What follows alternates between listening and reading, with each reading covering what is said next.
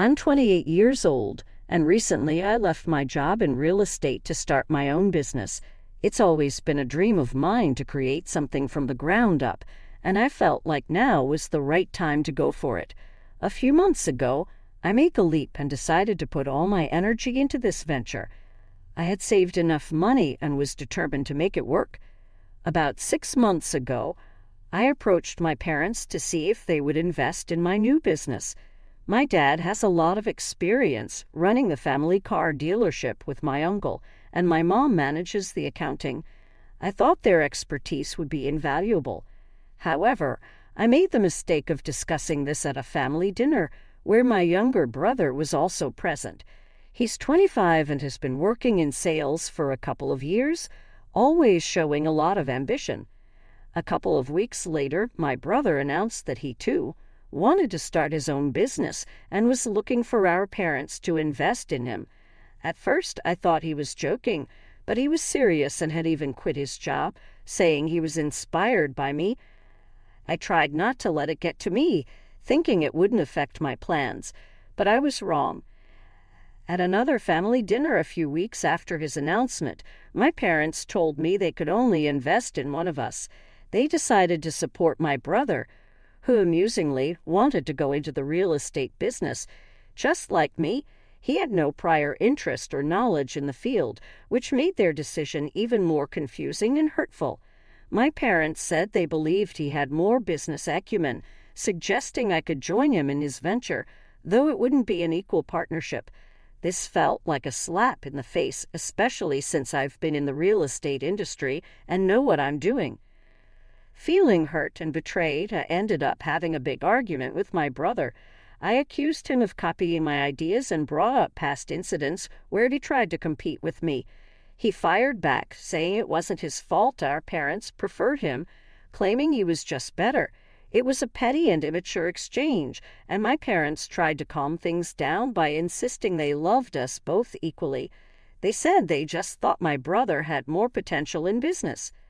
After that day, I decided to cut off contact with my family. It was too painful to be treated like I was lesser than my brother. It's been 6 months since then, and I haven't spoken to them. My parents tried reaching out a few times, but when I didn't respond, they eventually stopped after a few weeks. I haven't attended any family events recently and kept to myself during the holidays to avoid awkward encounters. It's just easier that way. I've cut off all contact with them, and honestly, I prefer it that way. However, about 2 weeks ago, something shocking happened. My longtime girlfriend and I planned a weekend getaway where I intended to propose to her. A few hours after we arrived, she went to take a shower. I realized I had left my phone at home, so I decided to use hers to charge mine. When I picked up her phone, I saw she had several texts from my dad, which was odd because I've been out of touch with my family. Even though we have a strict no-snooping rule, I broke it this once, and I'm glad I did. I guessed her password, which I got on the second try, and found out they had been talking for months. She had been sending him pictures of my business plans, investor lists, locations I wanted to set up, and other confidential business documents. I was shocked that she had access to these documents since I work from home and she lives with me, but it was heartbreaking to find out she was sharing them with my dad. I realized my dad would likely use this information to help my brother get ahead of me. I discovered she was being paid for her betrayal. My dad would send her money after each batch of information, and she would confirm the receipt. She wasn't just sharing business details. She was also telling him personal things, like who I was meeting with and what I said about them or my brother. She was a freelance writer, and I had been supporting her financially since she quit her stable job. Couldn't understand why she needed the money so badly that she'd sabotage our relationship. I never pressured her to contribute to expenses and had always supported her. Seeing those messages felt like something out of a bad movie. I was disturbed and decided to leave immediately. I grabbed my bags, which I hadn't unpacked, and drove away from the hotel. I didn't stop or check my phone until I was far away. After almost 2 hours, I stopped at a gas station because I felt nauseous and needed a soda. I finally checked my phone and saw multiple missed calls and texts from my girlfriend. She was panicking, asking where I was and if something was wrong, clearly unaware that I knew about her betrayal. I had no idea what to say to her, so I decided to take a break and think things through. The betrayal from my longtime girlfriend spying on me from my parents was overwhelming. I felt a mix of emotions: betrayal, hurt, anger, and sadness. But then I decided I wouldn't let them win. Instead of running away, I turned the car around and headed back to the hotel with a plan in mind. When I got back, she seemed genuinely happy to see me. It was hard to act normal, but I put on a front and told her that I had been gone because I was planning something special and needed time to gather my thoughts. I went down on one knee and proposed, saying that thinking about spending my life with her helped me realize I was doing the right thing. She was thrilled and accepted immediately. It was crazy to think she was still willing to marry me while betraying me behind my back. I told her I wanted to reconnect with my parents and share the good news, pretending to be over our feud. She seemed a bit surprised, but quickly supported the idea, encouraging me to make amends. I texted my parents right after we got engaged, while she called her family to share the news. The next day, my dad replied, happy that I was apologizing and wanting to reconnect. I immediately started planning an engagement party, telling my girlfriend I'd handle everything as a surprise for her. I enlisted a friend who's an event planner to help. The party was at my house, and I invited everyone we knew, including her family and friends. I managed to keep everything under wraps until the last moment. On the day of the party, with everyone present, I made a speech. I began by thanking my girlfriend and family for everything, then dropped the bombshell. I revealed that I knew about the secret betrayal that had been going on for months. I called my girlfriend a sellout and had harsh words for my parents, but I saved the sharpest insults for my brother, whom I saw as the instigator. I pointed out that even with access to my business ideas, he still needed me to succeed because even our parents didn't fully believe in him. The party took place a week after I discovered the betrayal, giving me enough time to set everything up. I even got screenshots of the text conversations between my girlfriend and my dad from her phone. Since I knew her password, it was easy to sneak into her phone while she was asleep and delete any proof of my actions.